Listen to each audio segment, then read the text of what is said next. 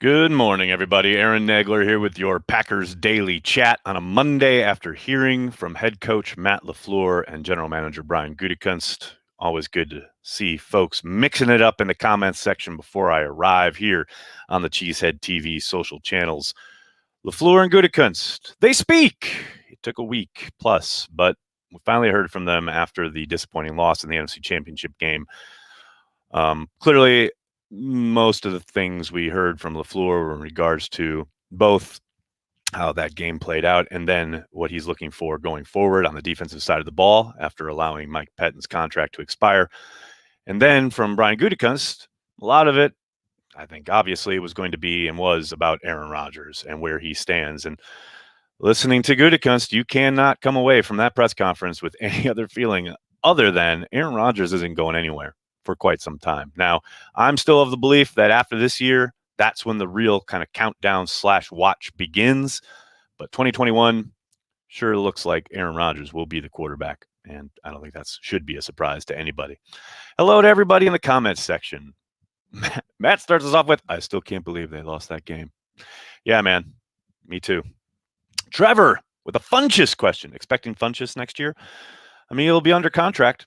We'll see if the Packers want to keep him around or view it as a chance to cut some salary cap. That's the other thing that Gutekunst mentioned quite a few times, obviously was asked about quite a few times, is the cap, it going down for the first time in living memory. I know there was a report out last night that it could be hovering around 180 million, which is better than the 175 that a lot of people had been kind of the working assumption throughout the season was going to be the cap for 2021, but still very depressed comparative to the rise we've seen each and every year for the last decade plus. Josh, thanks for the super chat. Is my memory correct that the Vikings at one point offered a first for Hundley and we turned it down? What's the best case scenario as we likely shop Boyle? I don't think they'll shop Boyle until they get a chance to showcase him in the preseason next summer. Things will be vastly different then, obviously, with the draft having come and gone and teams having a ton of quarterback movement throughout this upcoming offseason. I don't remember the Vikings offering a first for Hundley, and I don't think the Packers would have ever entertained trading him within the division. But I can't lay claim to remembering every single thing. Joe, thanks for the super chat. Rumors Big B is being considered for DC. Thoughts? I'm all for Big B, man. We'd probably we'd probably re-sign Jamal Williams and put him on the defensive side of the ball. I'd love it. Preston Smith, a cap casualty? Not necessarily. I think anybody with questions about cap casualties and guys getting cut should first kind of dial it back and look at restructures as a possibility first.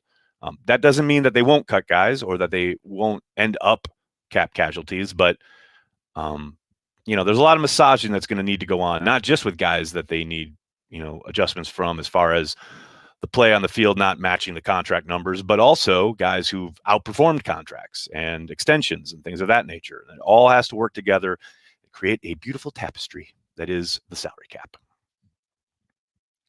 Andrew, thanks for the super chat. I can't help but compare that call at the end of the first the half to call not guard for the fake in the NFC Championship game in 2014.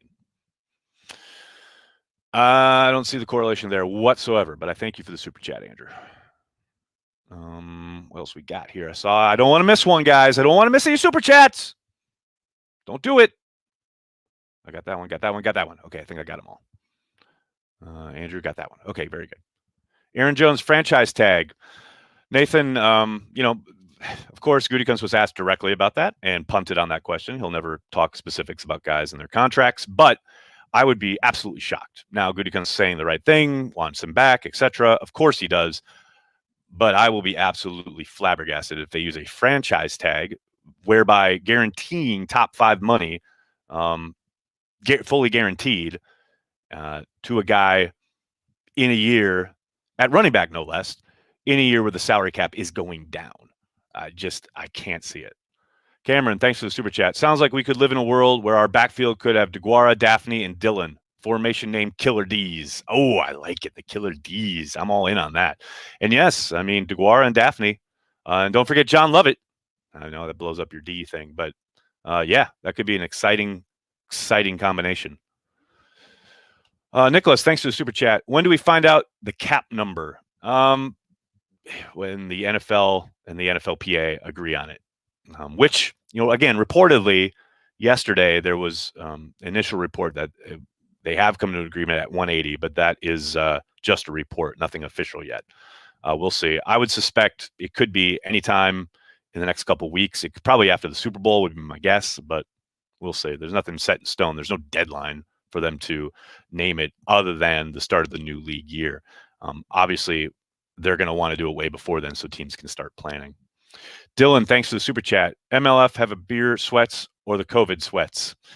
I did notice he did have a little glisten going on, right? My guess is he just came from a workout. He's always getting up and hitting the gym. Walter, thanks for the super chat. Thoughts on the guys mentioned for DC so far? I think I join most people on the internet when they say, please just not Barry. But other than that, they're guys that have a lot of varied backgrounds. There's no one way to pigeonhole them.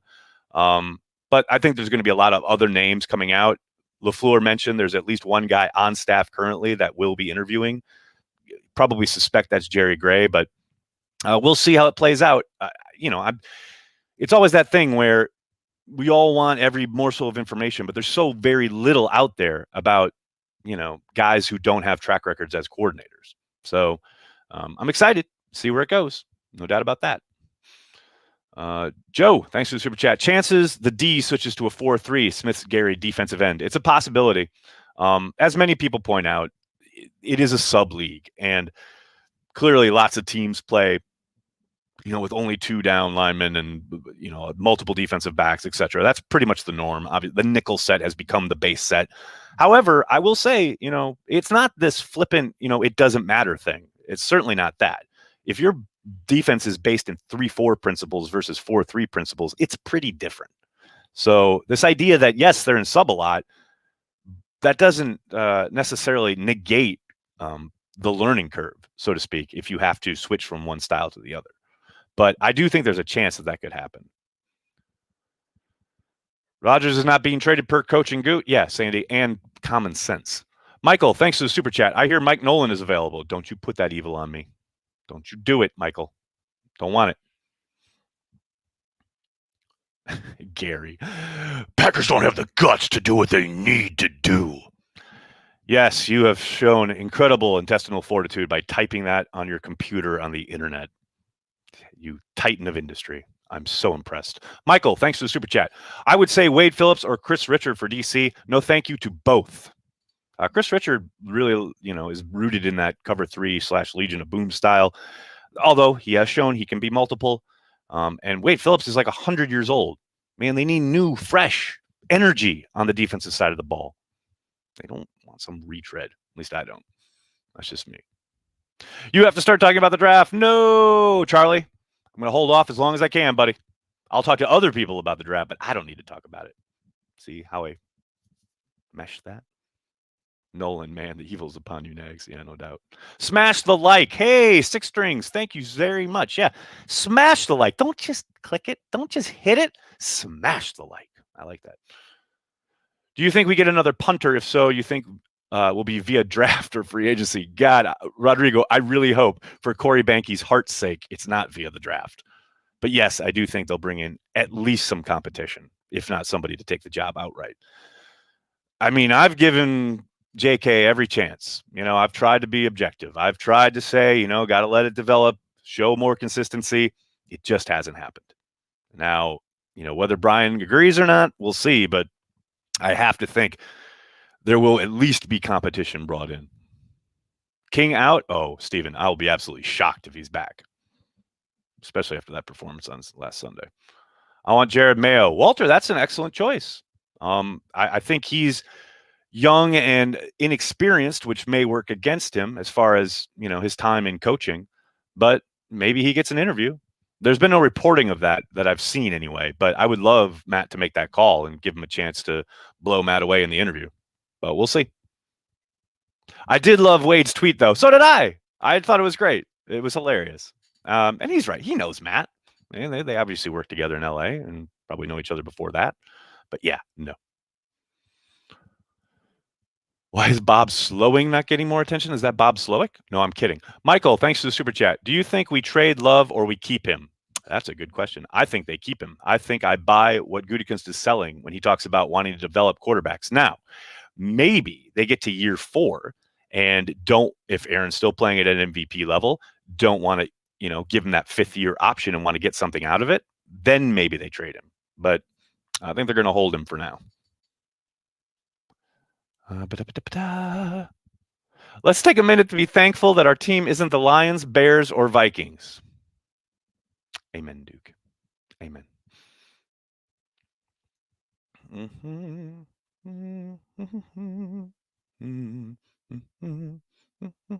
Cameron, thanks for the super chat. Jim Leonard has entered the chat. I would love a young defensive mastermind with the keys we have on defense.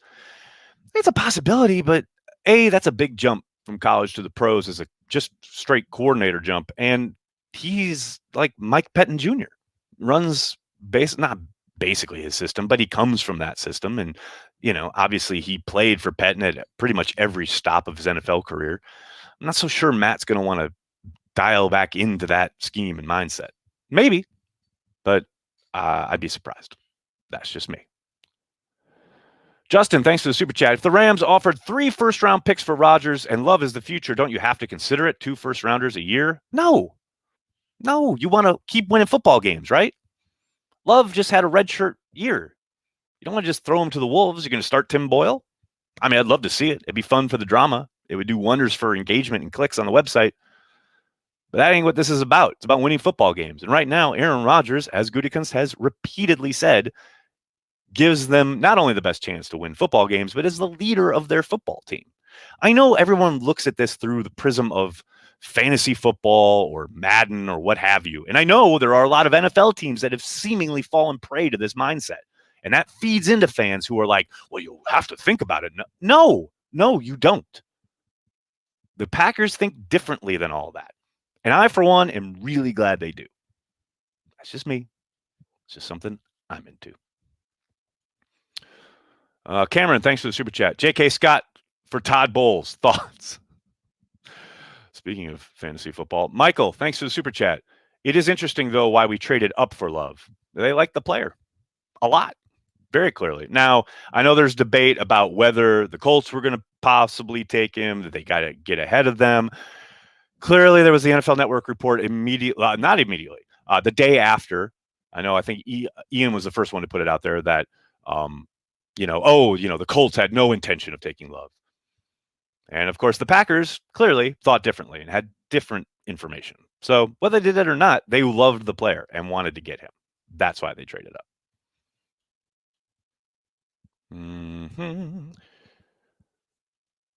If this year wasn't the year, then what year is? The year they put it together. Did you think it was the year in 2010 when they lost back-to-back games in overtime? Or when Aaron Rodgers went down at halftime in Detroit after scoring 0 points on offense? Or when they lost to the Patriots the next week with Matt Flynn at quarterback? This is the year is not a thing. You got to maximize every opportunity you get. The Packers have done a poor job of doing so in NFC Championship games over the course of the last 6-7 years. That doesn't mean it wasn't their year or this was a year they pissed away. It means they played poorly at the worst possible time, which is exactly what happened on Sunday. Andrew, thanks for the super chat. My comparison being one call that turned the tide of the game. I know it's more than just one call that wins or loses a game. Guard against the fake. It's 16-3. A field goal there. It's a different game. The only correlation I would put there, Andrew, is the giving up of the touchdown at the end of the first half. Maybe. Justin, thanks to the super chat. Rodgers drinking Bud Light shows he's depressed. Yeah, but that video is from earlier in the year. Blah, blah, blah. I know you know that. It's all good. Come on, Nags. This was the year. No, it clearly wasn't. They didn't win it. They got beat in a game. Like, this is the year. That's talk radio bullshit. I mean, that's cool if that's what you're into. I'm not. I'm into football. That's just me. That's just something I'm into. VM83, thanks for the super chat. What do you think about LaFleur's statement to discuss giving offensive play calling duties to Nathaniel Hackett? I find it really interesting that he was asked. What? He literally just called plays for the number one offense in the league And he gets asked about giving up play calling duties? Say what? I mean, I don't know. Yeah, I know he wants to give Nathaniel some shine, so to speak. Clearly wants to be able to give credit to his staff. That's just weird, man. Like, I get it why, McCarthy was asked about it back in the day when their offense struggled, what have you, but what? I don't know, man. I mean, yeah, sure, great. Give it to Nathaniel. I don't know, man. It's just so out of left field for me. Michael, thanks for the super chat. I understand with love, but Rodgers doesn't have many years left, and we are in a win now mode. So to not draft one of those receivers in the first round. What? That's like two thoughts like mashed together, making zero sense. Let me try and parse this here. Understand with love, but Rodgers doesn't have many years left. Correct. We are in win now. Oh, are you still bitching about not getting a wide receiver in last year's draft? The year that ended up having, what did I just say? The number one offense in the NFL? A receiver would have done what exactly? Would it have blocked either defensive end in the NFC Championship game? Would it have played better defense on Scotty Miller at the end of the first half? Get over the receiver thing, people. My God. Chris, thanks for the super chat. What was Pettine hoping for going into this year with an expiring contract? More money, head coach, opportunity somewhere else, wanted out? Chris, I do wonder about the wanting out thing, and we won't really know until we hear from Mike Pettine, whenever that might be. And I don't even know if we'd get an unvarnished, honest answer, but you have to think something along those lines in regards to maybe not loving the fit. Obviously, don't forget, he was hired by Mike McCarthy.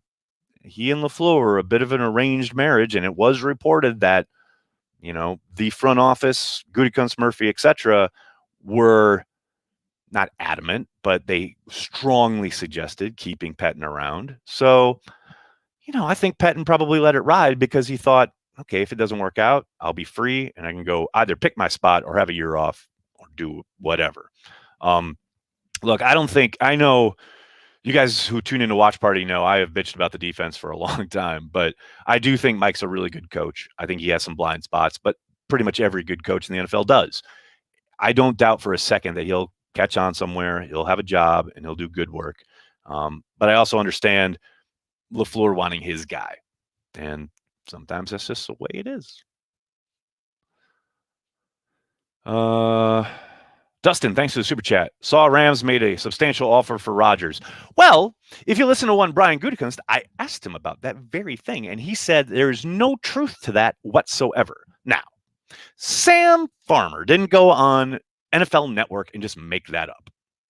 Where there's smoke, there's fire. I tend to think the truth is possibly, probably, most likely somewhere in the middle. Have at that as you will. Popeye's Beef. What's up, buddy? Hope to see you on Trivia later this summer. Who do you trust most with the draft player information? I've got research to do. Also, I did mean Bob Slowick. 1 week, Bob Slowick defense sounds great. Week 1, Bob Slowick. Exactly. Remember his first week? I think where they playing the Panthers, where he blitzed the holy living hell out of them, and we were all like, "Oh my God, this is amazing!" And then, like, for the rest of the year, once that was on tape, teams just ate him up.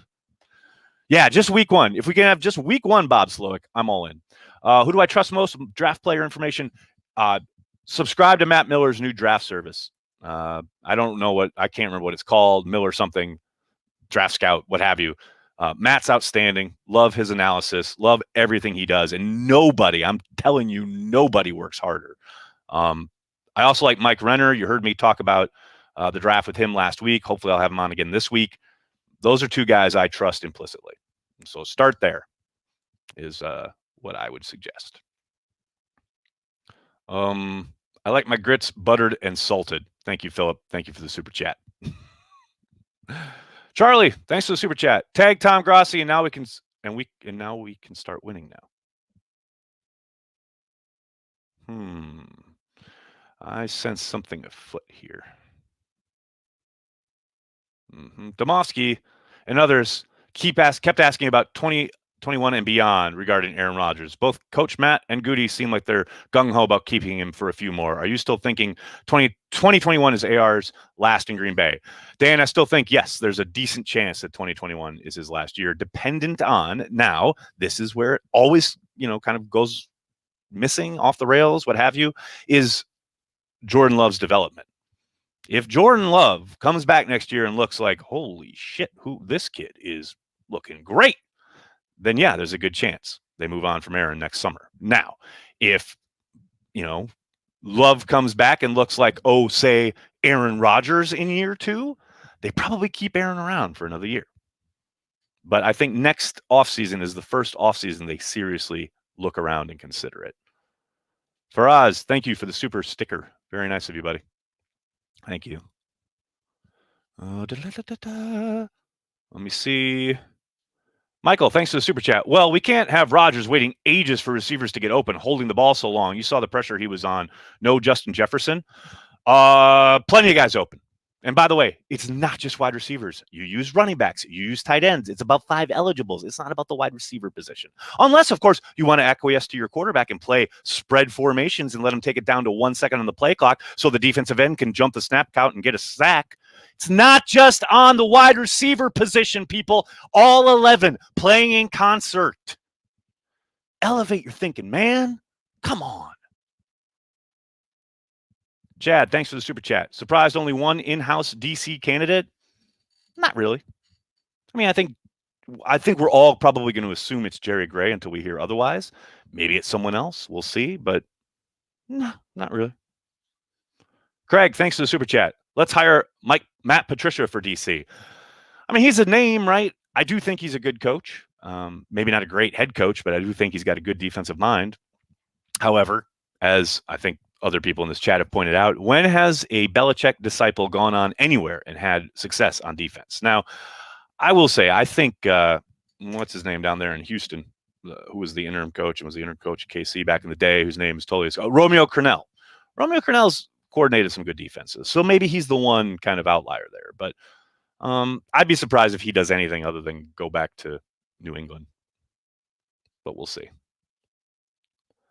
Charlie, thanks for the super chat. Probably made the Super Bowl if we drafted a wide receiver. Now you're just trolling, which I get. I've been going on long. All right, I'm going to have to get going. Can't thank you guys enough for hanging out, talking Packers, talking nonsense at times, and just making Cheesehead TV part of your regular Packers routine. I'll be here each and every day, Monday through Friday, talking Packers. Well, lots of really fun stuff here at Cheesehead TV throughout the offseason. Make sure you're sticking around. You can do that by hitting like and hitting subscribe, more to the point. And just, let your friends, let your family know. Cheesehead TV. What we do here, we're devoted to Green Bay Packers fans worldwide. Thanks a lot, everybody. Have a great day. Talk to you soon. Go Pack Go.